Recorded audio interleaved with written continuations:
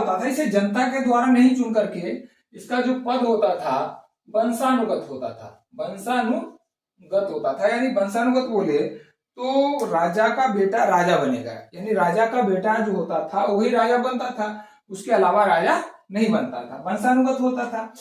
यह जो राजा होता था पूरा का पूरा कार्यपालिका हो या विधायिका हो या न्यायपालिका हो, न्यायपालिका सभी का प्रमुख होता था। कार्यपालिका, विधायिका और न्यायपालिका का प्रमुख होता था।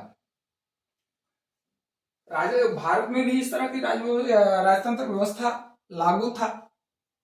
धीरे धीरे जो है भारत आजाद, समय बढ़ा, समय के साथ परिवर्तन आया, तो इस परिवर्तन के साथ भारत में भी उपनिवेशिक सरकार थी, उपनिवेशवाद था।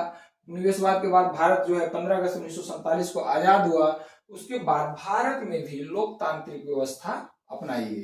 भारत में अब आ गया लोकतांत्रिक व्यवस्था।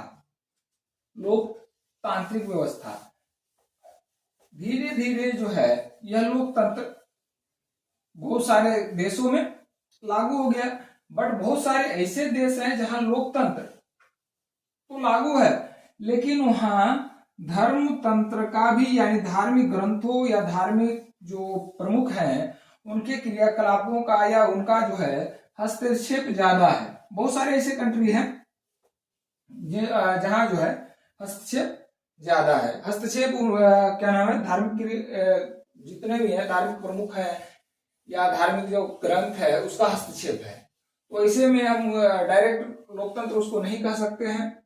बहुत सारे ऐसे कंट्री हैं। तो मेन फोकस अपना है भारतीय जो क्वेश्चन है उसी पर फोकस करते हैं। भारतीय राज्य व्यवस्था में किस तंत्र का प्रयोग है, या लोकतंत्र। भारत में कौन सा व्यवस्था अपनाया गया, लोकतंत्र। लोकतंत्र भारत में। अब विशेषताएं, इस लोकतंत्र में जो है भारत में विशेषताएं क्या होगी, भारतीय लोकतंत्र की व्याख्या कर रहे हैं तो सबसे पहले लोकतंत्र किसका है, लोकतंत्र के बारे में जनता का शासन है।